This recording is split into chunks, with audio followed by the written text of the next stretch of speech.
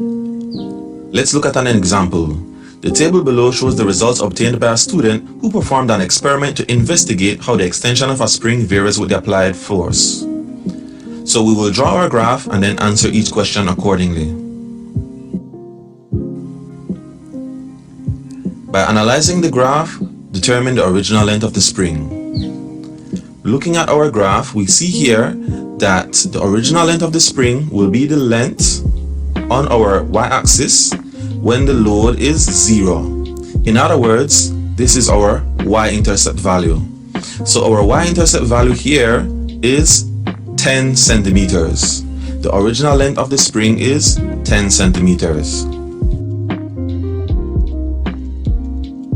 Part B. We begin by drawing a dotted line on our triangle to obtain our coordinates.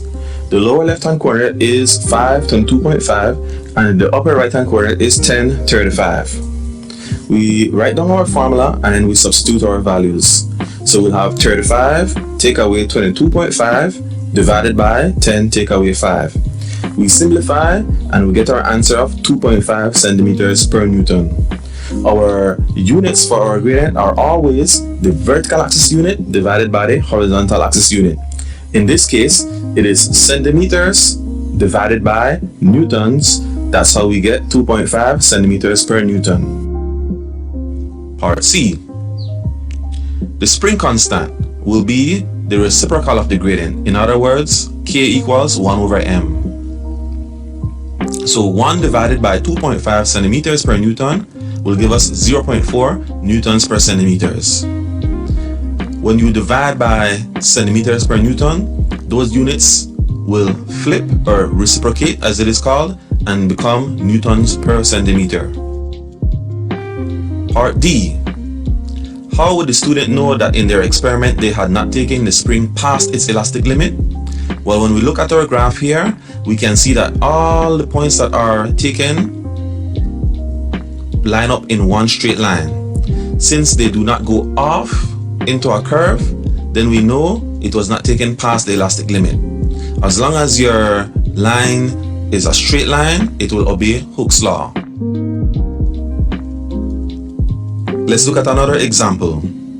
An astronaut by the name of Tara went to planet T and carried out an experiment using a simple pendulum to measure the acceleration due to gravity G. Her results are tabulated below. By plotting a graph, we are to find the gradient and the acceleration due to gravity on planet T. So this is what our graph looks like. So to find the gradient, we have to pick 2 points on the line. We'll draw our dotted triangle.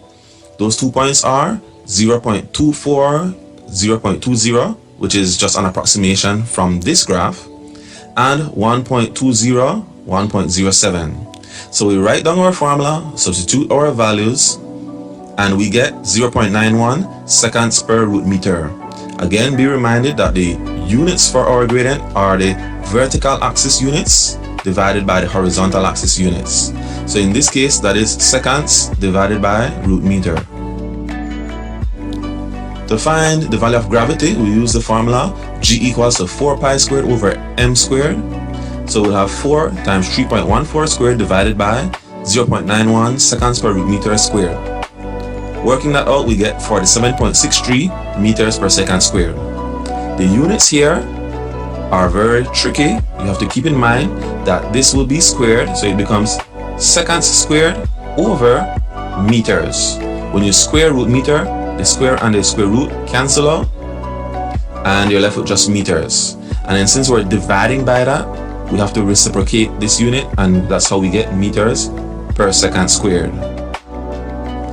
In summary, the y-intercept of a length versus load graph gives the original length of the spring.